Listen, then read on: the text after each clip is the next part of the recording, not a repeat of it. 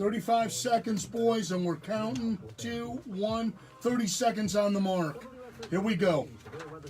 Jimmy, at 10 seconds, I'll turn on the mics. With 5, I'll pot them up. I mean, God almighty, it's stupid good. Here we go. Gonna get them down here in about 5 seconds. 3, 2, 1. Mics are hot.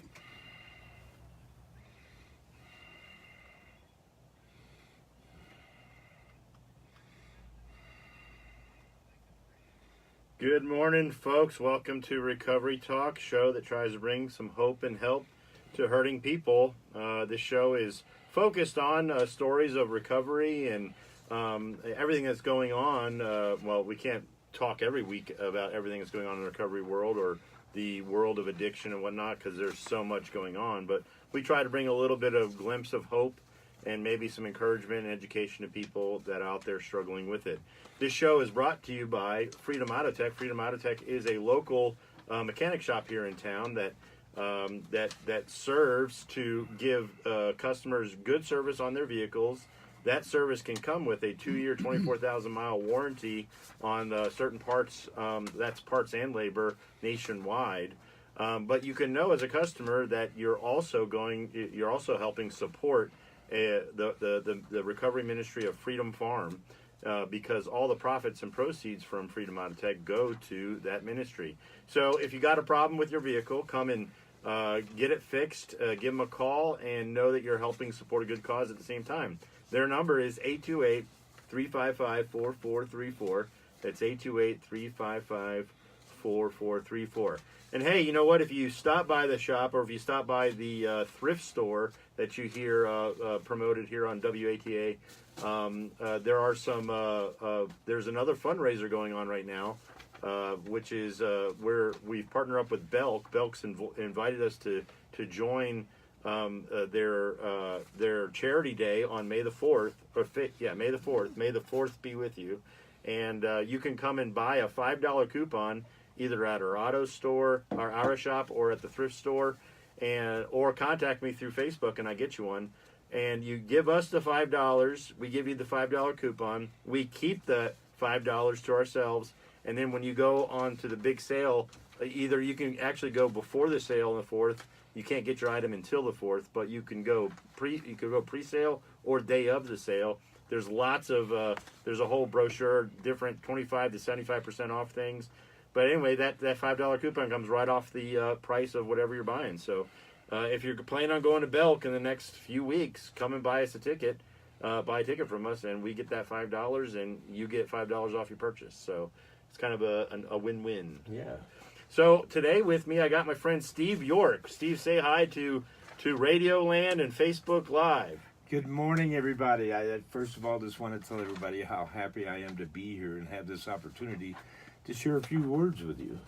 Well, we are really pleased that you're here, Steve. We've known each other for a little over 4 years, Jim. A little over 4 years. Actually, we've got a little bit of history. You've been in the high country for that long, and you came to us via Vegas, right? Yes, sir. Yes, sir. The fast living of Vegas. But I don't want to go and spoil your story. You've came here to share it with us today, so take it away, my friend. Well, Jim, like you said, I flew in here from Las Vegas. I'm a member of a men's prayer group that it's a call-in every weekday at 5:30 in the morning, which was started by a dear friend of mine out of San Diego. And we get together and we pray, and we pray for each other, and we also thank the Lord for everything that He provides for us. Well, I wasn't calling in on a regular basis, and the mornings that I was missing calls, I found out later that I had become a topic of conversation, and that conversation really wasn't a bright one. What they were doing was realizing that I was in trouble. Yeah. And so for people, so they understand, when you say a call-in prayer group, basically you have men that in Texas, California, Vegas, and am I missing some states? Actually, and there's a gentleman that calls in every once in a while from Charlotte. And then isn't there someone from Colorado on there or something? Anyway, you get the point. You got all these guys that are in different states, and they have made a commitment they get on a conference call at 5:30 in the morning, and you were part of this conference call. Yes, sir. And Yes, you sir. were missing the group for a little while. Well, I was sporadic. I had taken a position that put me at work until like 3 in the morning, 3:30 sometimes, and the prayer call is at 5:30. So some mornings I just my head didn't get off the pillow. Yeah. Okay. So what transpired there, Jim, and what I was starting to tell you is they elected after identifying. I'm just repeating that they identified that I was really getting in some deep trouble, and that trouble, folks, is alcohol. Yeah. And alcohol had started to consume my life and shut down my motor skills, and whatever the case, these guys loved me enough to find Freedom Farm through a man that was, I refer to him as alumni. These are successful men that have come through the ministry, Jim, and restructured their lives through your direction to Jesus Christ. Going on with that, one thing led to another. I get a couple of phone calls one morning. I'm in my garage doing my normal. I'm having a couple of cigarettes and a cocktail. Yeah. And one of the members calls and says another member wants to come over to the house. I'm a little hesitant at first, and I said, well, no problem. I never met this man, but I'd known of his name for many years. And this tricked out Hummer pulls into my driveway, and this guy pops out and he introduces himself, and he's got his laptop with him, Jim, and he's wanting me to get interested in what he's looking at. And there's some grassy knolls there with some horses and cows and stuff, and I just refused to get. I'm not interested. So he starts reading it to me, and in fact, what he's reading to me is about Freedom Farm Ministries. So I say, "Where is this place?" And he goes, "Boone, North Carolina." I said, "Excuse me?" And he goes, "Yeah, that's where you're going, Steve, and that's where you're going at 11:30 tonight." At that point, he pulls a plane ticket out of his back pocket and puts it on the table. Guy you'd never met before. A man that I knew his name. We worked on construction jobs. He did the underground. He brought the sewer and water in. He has a very catchy name, Buddy Bird. It was Bird Construction. So we knew each other's name, but I had physically never met the man. Right. So he continues to tell me what I'm going to be doing in just a few hours. Well, within about 20, 30 minutes, there was a crew of guys that showed up, and they packed my house. His son came over and got in my truck and drove it off. And I'm sitting in the garage with him, and this other gentleman shows up, which is a beautiful soul in himself that's also recovered from addiction. And he puts me in his truck, and before I know it, I'm on a plane flying out of Las Vegas into Atlanta, Georgia. I got to tell you, Jim, I was a mess. I was binging. That was terrible. I wanted so bad to get out of that seat. Anyway, we landed in Atlanta. The first thing I noticed there as I got off the plane was the kindness of getting out of Las Vegas, not throwing rocks at Vegas at all, but just enjoying a little bit of the South and its personality. Anyway, I get on the second leg of the plane trip, and I land. There was some confusion, obviously, in my mind about the whole thing. And finally, a gentleman picks me up, and he drives and drives. It seemed like forever. And I show up in Boone, North Carolina. I show up at the Freedom Farm thrift store. I was greeted there by open arms. Everybody assured me that I was doing the right thing. I was in the right place. And no matter what I mentioned, they had it. Steve, oh, we've got that. We've got that. I was made to feel as comfortable as possible in my state.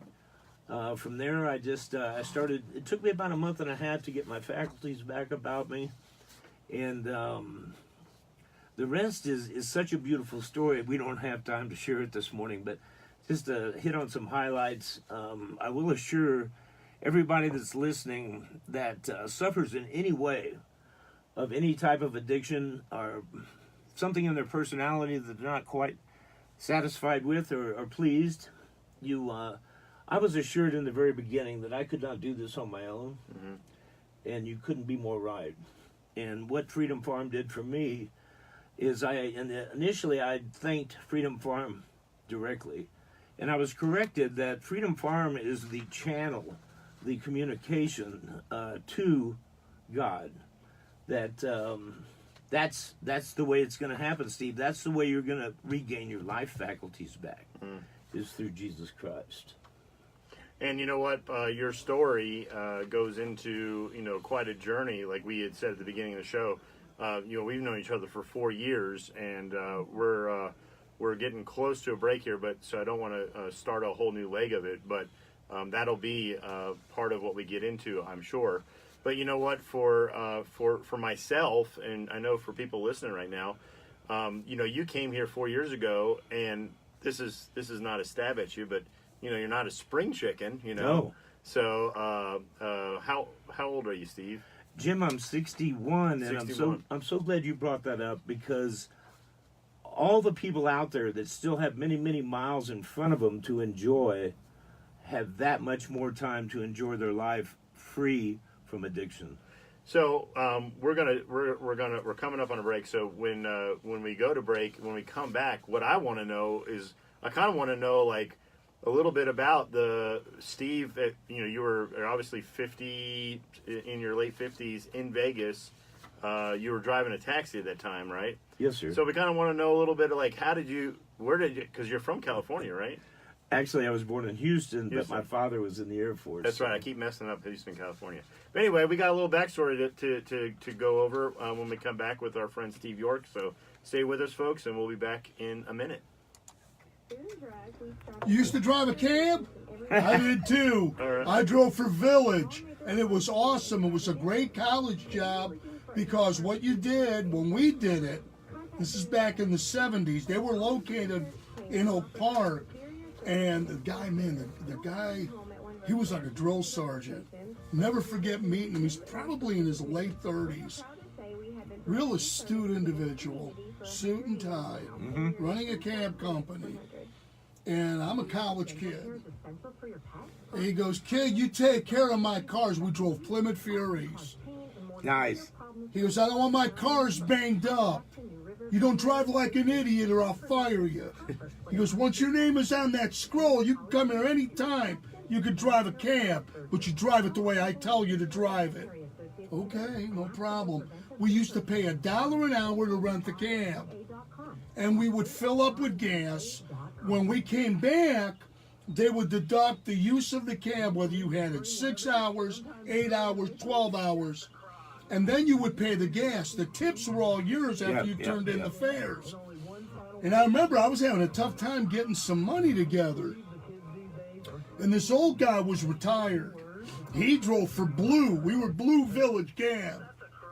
And we're having a cigarette by the garage and getting ready to go home for the day. And I was talking to him what kind of day I had.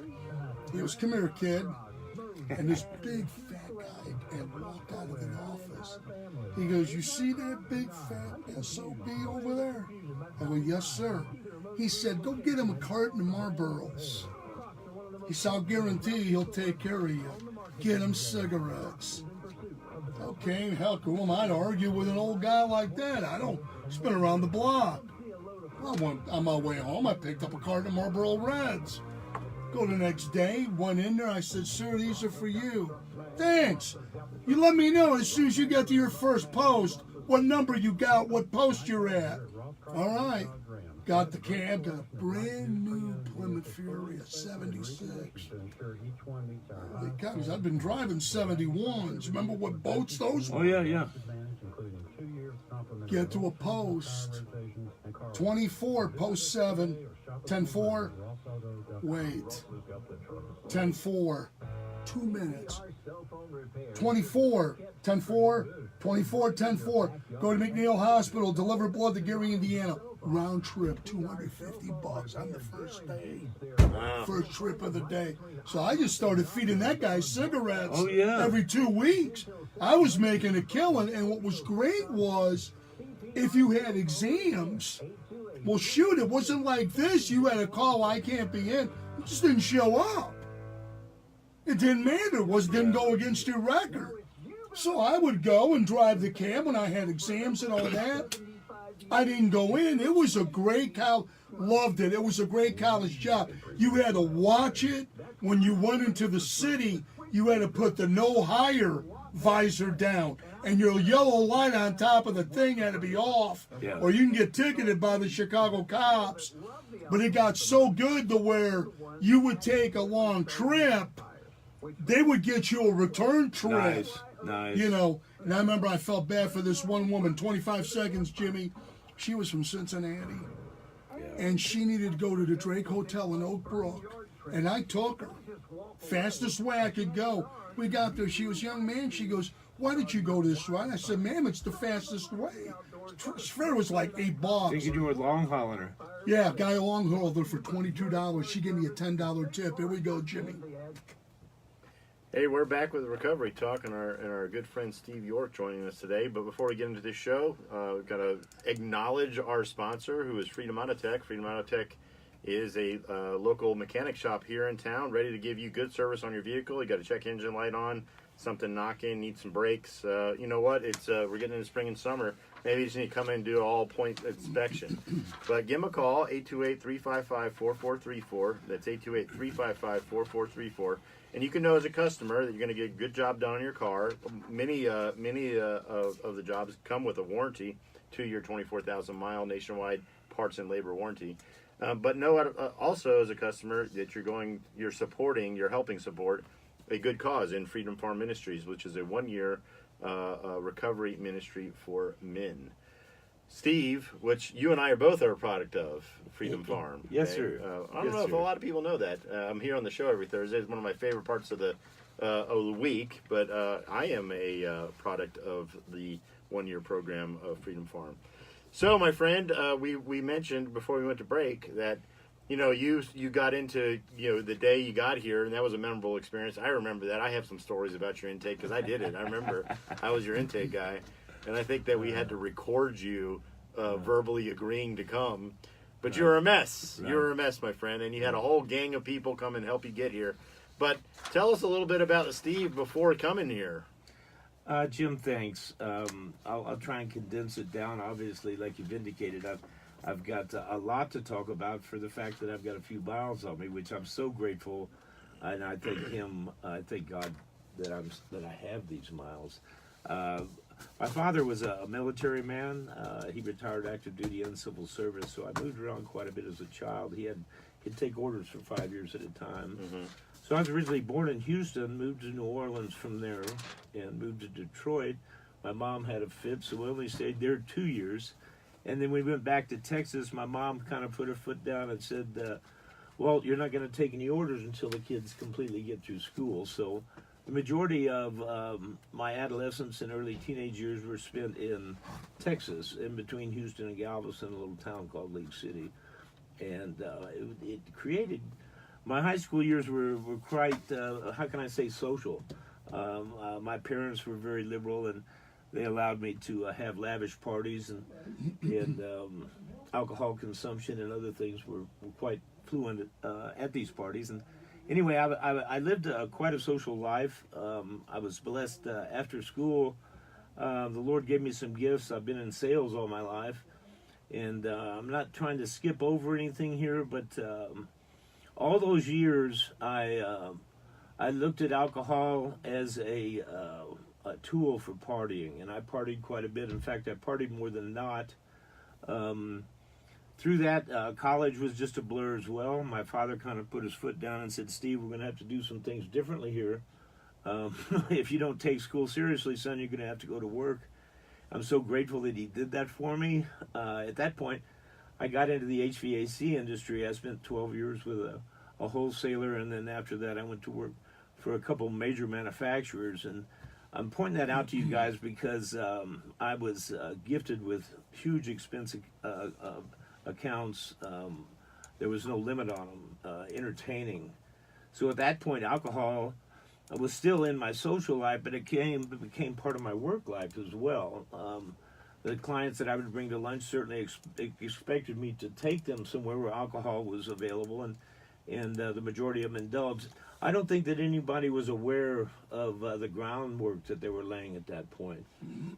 As far as that's the way I look back on it.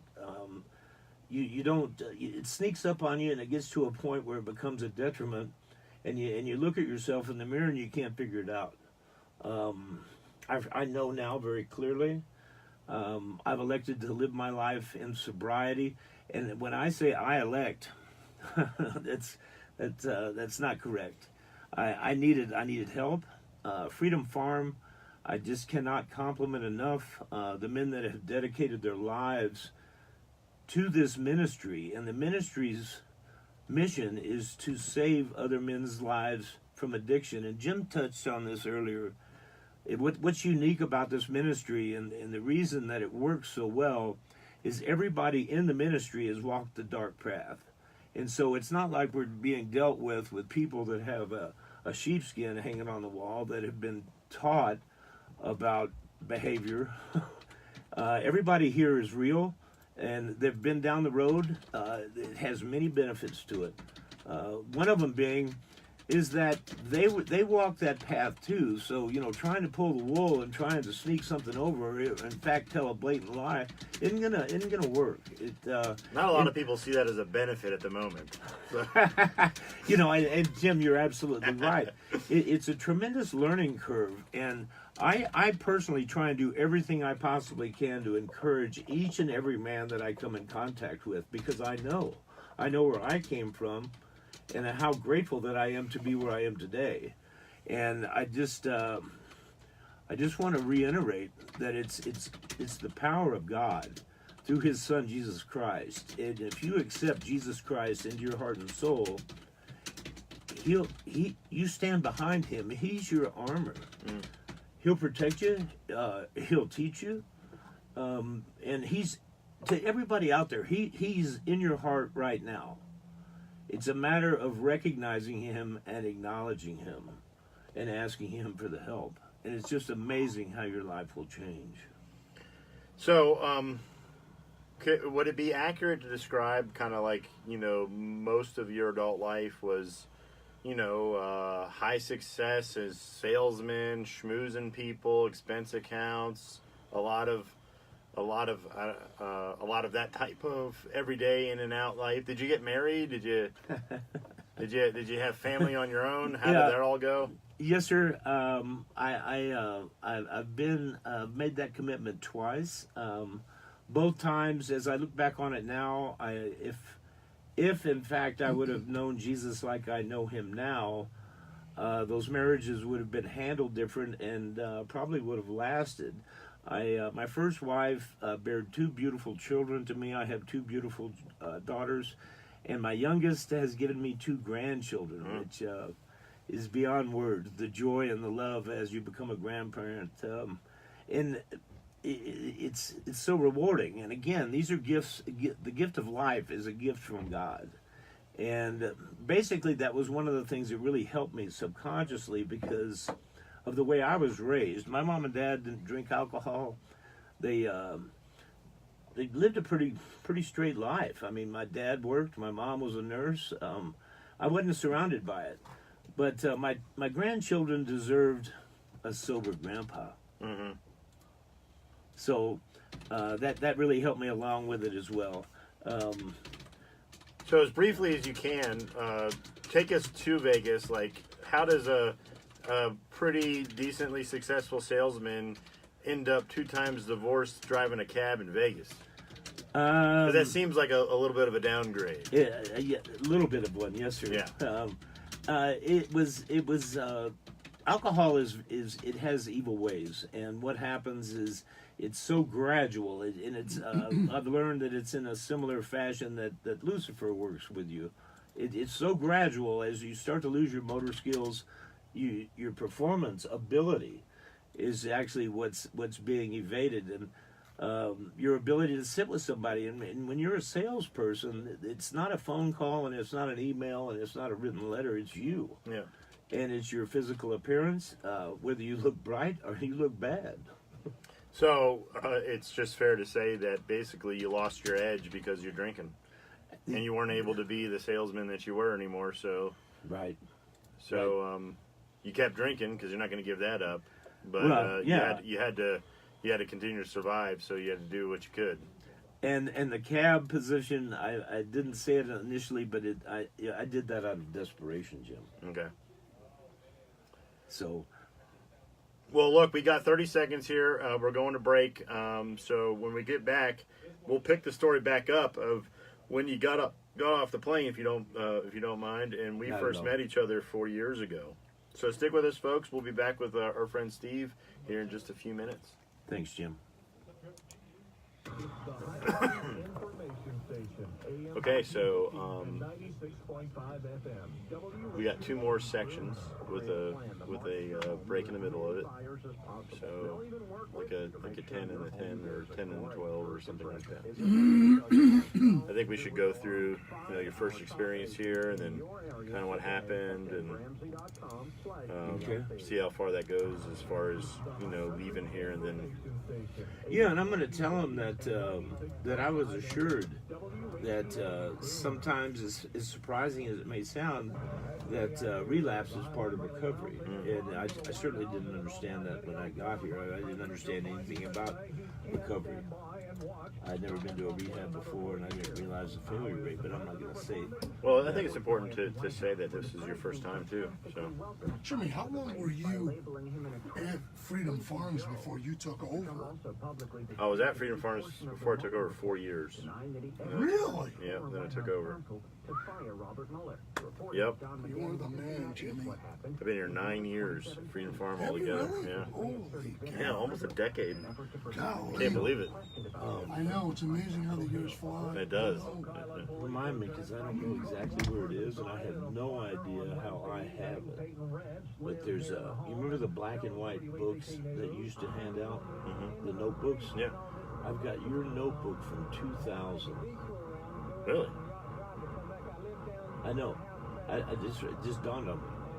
Because I know I had mine, and then when I was moving, I don't even know where it came from. How in the world- 2011? 2000. Yeah, I looked for a date in it, and it says 2000. Oh, that must be back when I was in college or something. Yeah. Or maybe it was back when I was before college and I was trying to get sober or something. Because I had my first stint in sobriety, I think it started in 1999. So then I had 6 years, and then relapsed. How bad was the relapse? 5 years. Really, really Did you let bad. it totally get back out of control? Oh, dude, it was beyond anything you could ever. So the period of relapse was actually worse than the initial? Yeah, 100 times worse. Yeah. 7,000 high school students drop out every Yeah, man, it was bad. one every 26 seconds. If we can, when we go back, I'm just going to do a short recap because I want people to realize that the Lord can bless you with everything. Houses, cars, motorcycles. Excuse me. Yes, sir. Thanks, bud. And it's through bad decisions that he will humble you. Yeah, he'll take it all away. Yeah. Because I just naturally thought that there was never going to be an end to the money. That happens. And I don't even mention the crash anymore. Because I know a lot of people that made it just fine through the crash. Yeah. We can keep students in school. Visit boostup.org and take the first step. You know, if I can, I want to share with you. It's exciting to hear about your cab experiences. Driving a taxi cab in Las Vegas is an experience.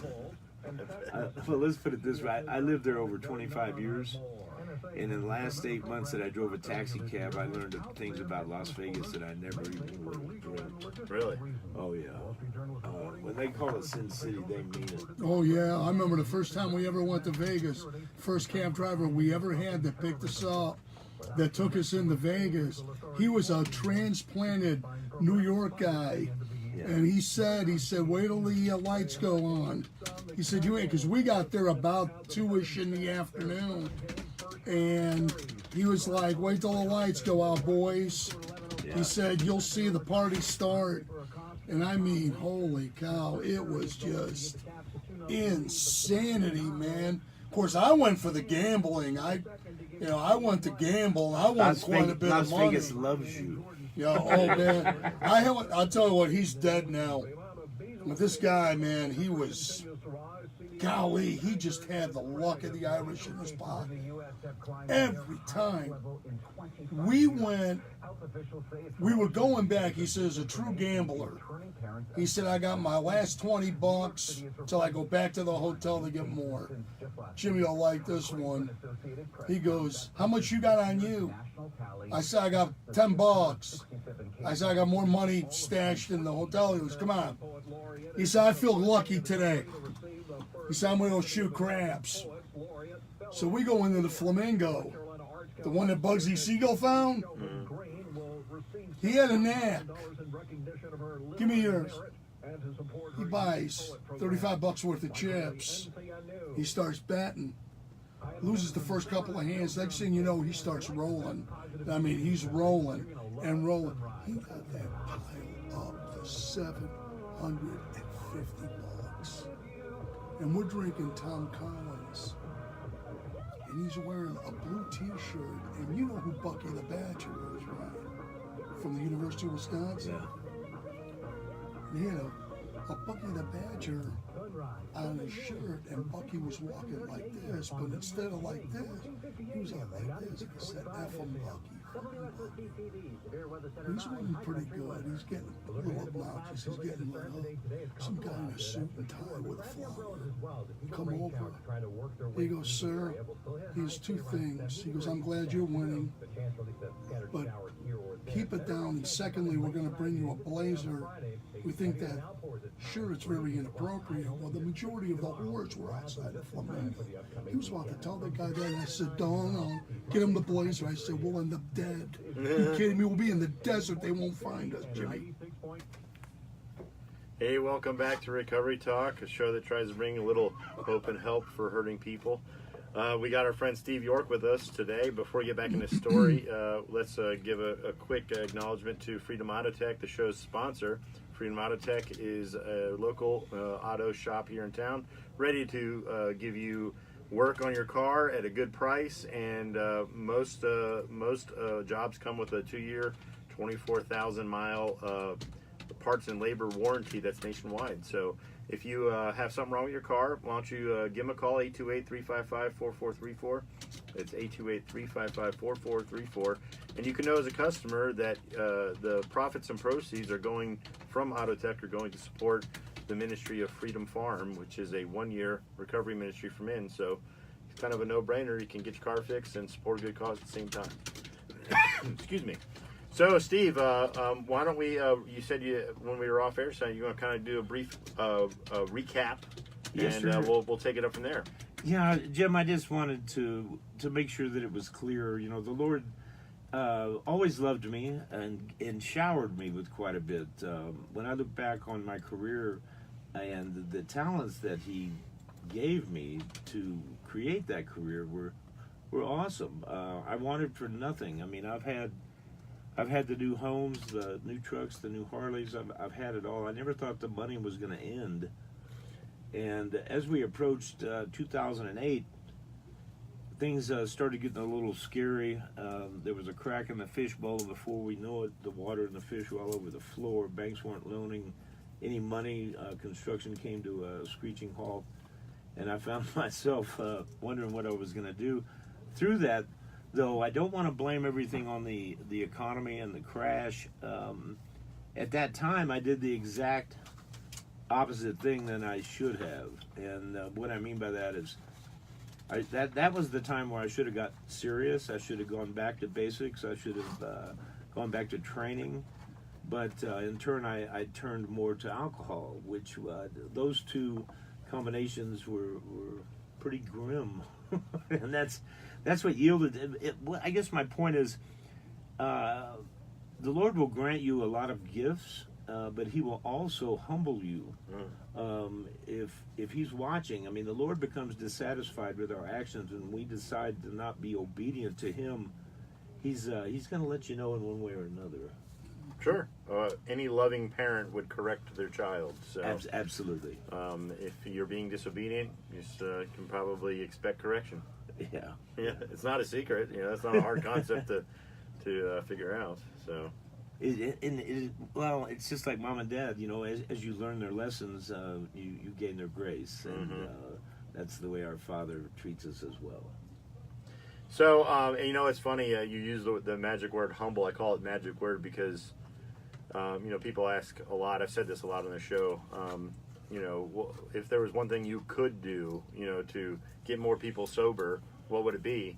And if I could make people humble, you know, I could get a lot more people sober, you know, but that's that magic thing that you just cannot force someone to be humble, man. You kind of, you know, point out to them why they ought to be humble. You can try to be a vehicle to bring things to their attention that maybe they would humble themselves, but man, breaking over someone's pride and you know, the stuff they're holding on to, and, you know, sometimes they have a death grip on it and they just cannot let go, and you know, it's unfortunate that people that can't get humble can't get sober. So yeah, you know, Jim, you couldn't be more right, and you used a couple of key words in stating that. And a man's pride, I mean, you can read about it in the Bible, and we're all born with it. God gives us, and He creates us, and He puts all these things in us, and He does that, in my opinion, for a test. If I had to learn how to be humble, and I learned that through God. I was a very proud man most of my life, and it got me in a lot of trouble. I marched my own drummer. I was a hothead. My own family would conduct themselves in different manners when I'd come to visit for the weekend, and I was told about that later on. I guess I just have to get back to the same thing. Learning and accepting to be humble can only be done, in my opinion, through the belief in Christ.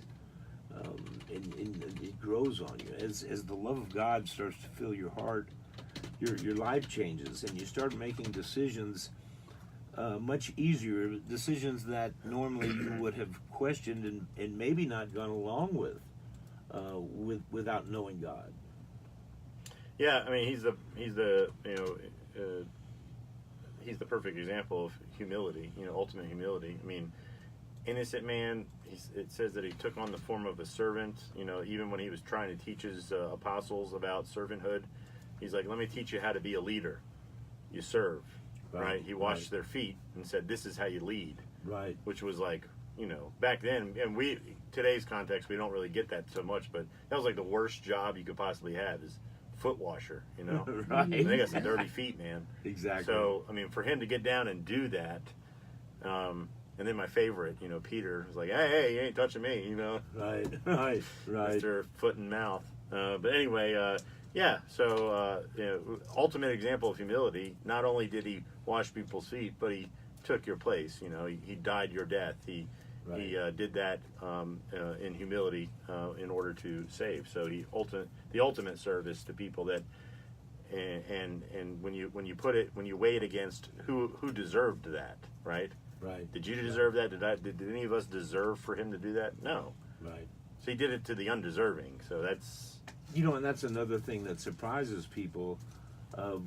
As Jesus grew into a young man, and he realized who he was and why he was sent here, that he spent his time with the people, the people that didn't have. He didn't hang out with the people that wore the purple. He hung out with the I don't want to use the word undesirable because I don't think that's exactly right. But he hung out with the people that needed him, and that's in fact why he came. You know, touching that and trying to explain that, we could be here till tomorrow, Jim. So, I want, if I could, I'd like to just get a little bit more out on how I was received and how I grew through Freedom Farm. And again, I'm just so grateful. There's real no clear words to express how I feel in my heart for the ministry.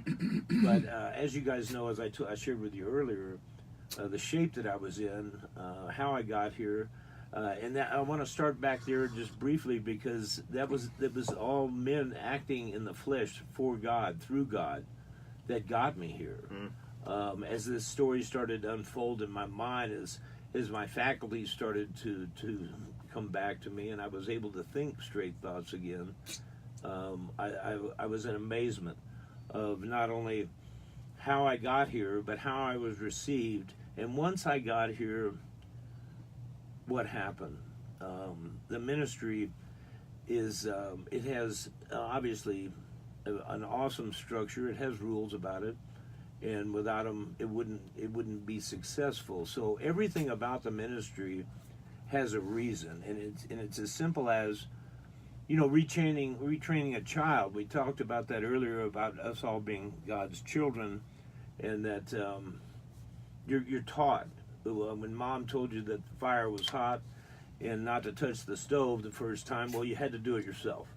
And wow, well, Mom was right. So, you know, the learning, how you learn to learn is sometimes interesting for each and every one of us, because we're all made a little differently, just the way He made us. But trying to stay more online and trying to get a message across to you,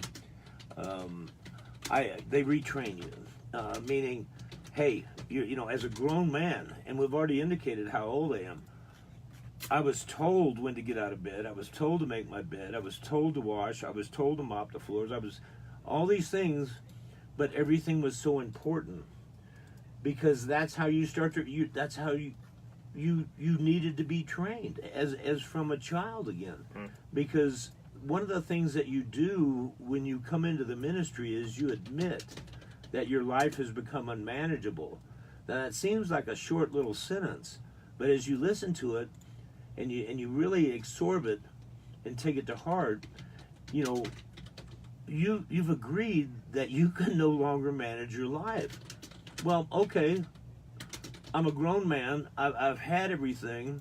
I think I've got the world by the tail, but here I look at myself in the mirror and I admit to myself, through the direction of Freedom Farm, that I don't have it anymore.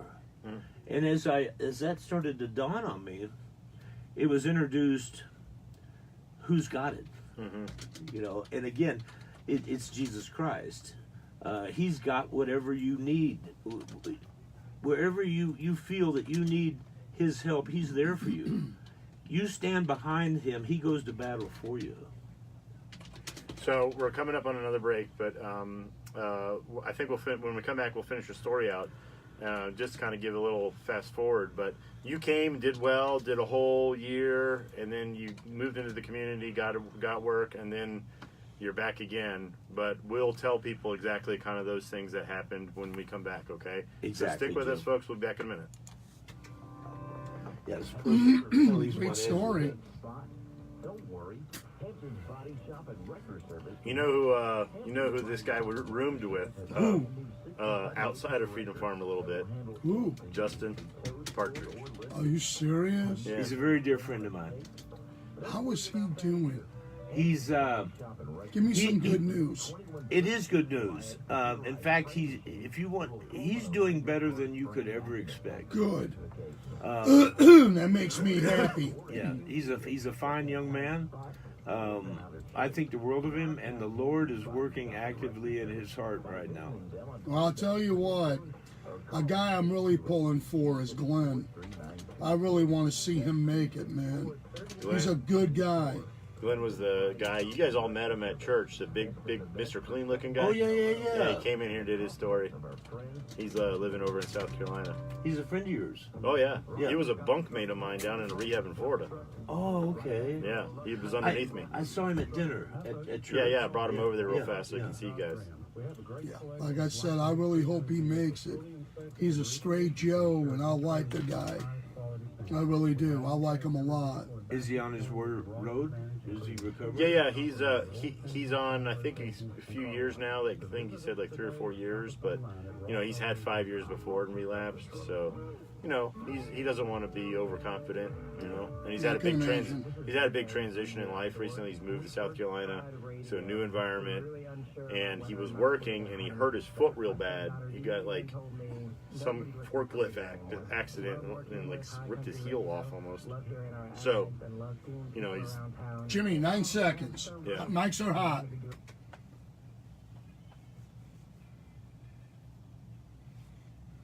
Welcome back to Recovery Talk. That was a quick break. So Let's just give a quick shout out to Freedom Auto Tech, the show sponsor. Freedom Auto Tech, local auto shop here in town, ready to give you good service on your car. Parts and labor come with a 2-year, 24,000-mile nationwide warranty. Most parts and labor. There are certain specialty things that don't, obviously.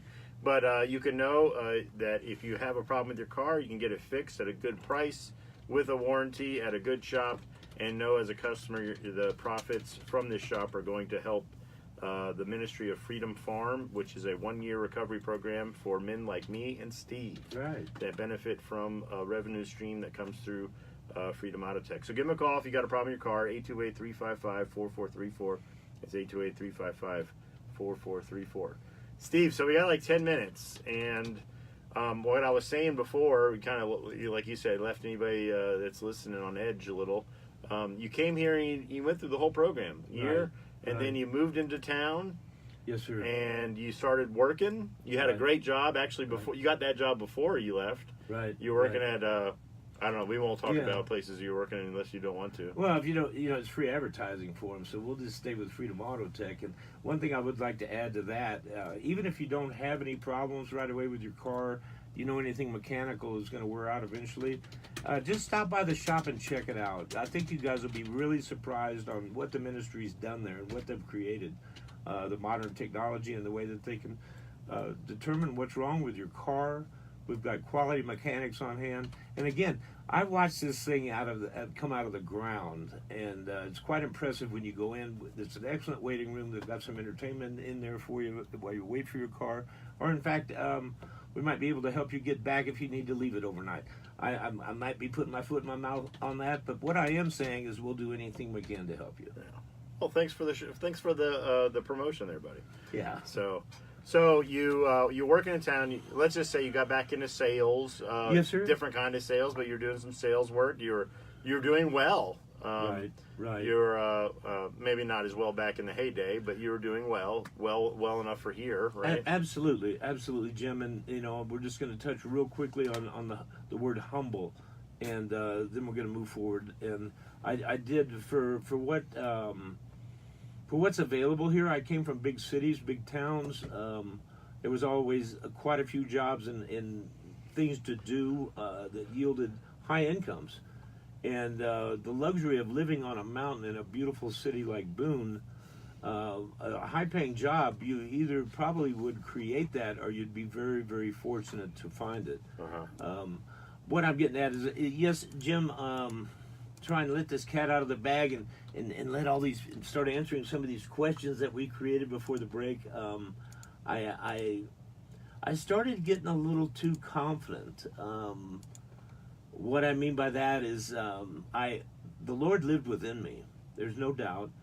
And I've been reminded of a couple of things. I'm not going to get too heavy in one direction with y'all. So what I do want to say is beware of the dark side. Beware of Satan, how active that he is.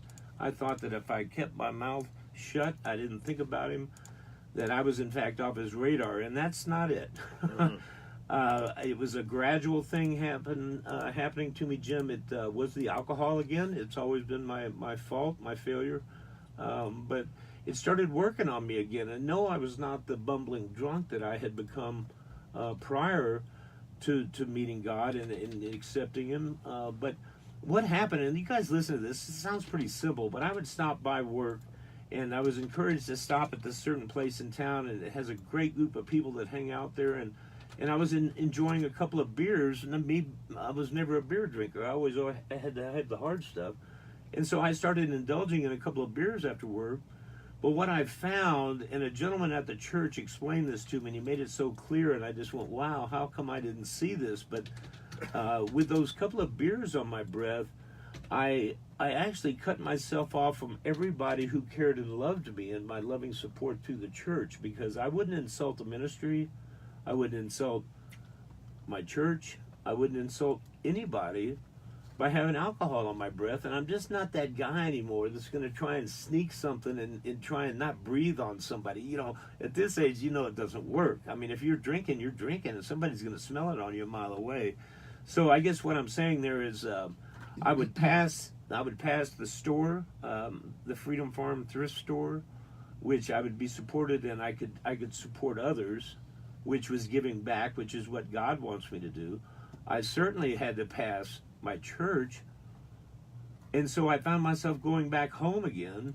As this thing started to grow, I had to have a 12-pack of this beer in my refrigerator to sit and have 1, 2, or some nights I'd even have 4, or some nights I'd have none. But that's what brought on, I severed everything that God had given me. All the loving support, I had cut it off. Cut it off at the knees, and I couldn't get to it anymore. So it kind of snowballed on me, and that's the way that Satan, the closer you become to God, and the more that you live within His eyes and His favor on a daily basis, minute by minute, you love Jesus Christ, Satan is upset. Satan is coming after you. Yeah, sure. You're in his scope. So, I want to say one thing. You said I started to lack confidence. Did you say lack confidence? But you started to become confident in the wrong thing, confident in yourself, Right. and not confident in what you need to. So you said that, but then as you did that, you started to become self-confident, self-dependent, self-sufficient again, because you're doing well, and look Jim, at me. I'm glad you asked me to clarify that, because that in fact was the beginning of the demise. Right. As I became more confident in myself, I thought that I could go back and dabble in these devils with the devil and get away with it. And what's awesome, and this is I have a smile on my face, even though you guys can't see me out there. It just brings so much joy to my heart on how God works within you, because you get to a point, and it's just dawned on me. I was with a dear friend of mine, and we were sharing some things, and he actually said to me, "Steve, I don't even want that in my life anymore." And we looked at each other and we agreed that we knew what that life was like, inside and out. We had lived it for many years, and once you make the transition, you accept God's love, and you live in a sobriety. You live in a sober state. You start to realize that it's much more exciting to live on God's high than it is a false man-made high. Mm-hmm. Does that make any sense? Absolutely. Yeah, I've often told people, I think a lot of people that come from extreme addiction and things like that all have a sense of almost being kind of like, big risk takers, because you have to literally take lots of big risks to maintain any kind of life long term of extreme abuse. So you kind of you fancy yourself like a risk taker and stuff like that. Right. There's nothing more being risky than living a Christian life. I mean, there really isn't. I mean, you want to talk about really putting faith to a test. Go and try to live like God wants to call us to live. It's really more of an on edge life than skydiving and things like that. You know what I mean? Exactly. You know what I'm saying? Doing Exactly. anything crazy like that. So we got 2 minutes left, man. We could talk forever, but Jim, if I can, Yeah. I realize that we're running out of time here, and I just want to mention one other thing that I'm so grateful for, and it's my health. As much as I put myself through beginning in such a young stage, young years, God has granted me my health, and I'm just so grateful to Him for that. Obviously, as you get a little older, you start feeling some aches and pains and stuff, but I have nothing that's majorly keeping me from enjoying my years, and I'm so grateful, and I thank God for that. Well, we do thank God for your health too, my friend, because you scared us there for a little bit. So anyway, real brief, you basically went into town and things got a little bit out of hand again, and you called us up, and through another friend you came back, but we don't need to get into all the details, but you've now successfully made it through the first 2 portions of the program. You're back, and instead of going and jumping back in to work, you've actually started to volunteer a little bit of your time with us. So yeah, and I'm honored. I really am. I'm giving back, and that's what God wants you to do. As He showers you and shows you and gives you the gifts, it's our responsibility as followers of His to give that back to others. And if you think about it, full circle from your story, that's how you ended up getting here in the first place. Those guys Exactly. coming to your house that were all had successful stuff going on in their lives, but they made you giving back to you, getting you some help, something that was a priority that day because of everything that's been given to them. Exactly. Steve, thanks so much for coming in, my friend, and I look forward to the many years more of knowing you. It's been next 4 years, all right? Right, So thanks Jim. again for coming in and sharing your story, folks. We'll be back next Thursday, 10:30. Come be with us, okay? See you then. Thank you. Bye. Great show, guys. Great show. Can you hear me that phone? Great show. Yeah, I don't think there was too many hiccups. Not at all. A lot of great information. Can you hear me that phone, Steve? Yes, sir. Thanks, buddy. Yeah, like I said, guys, I mean, it's,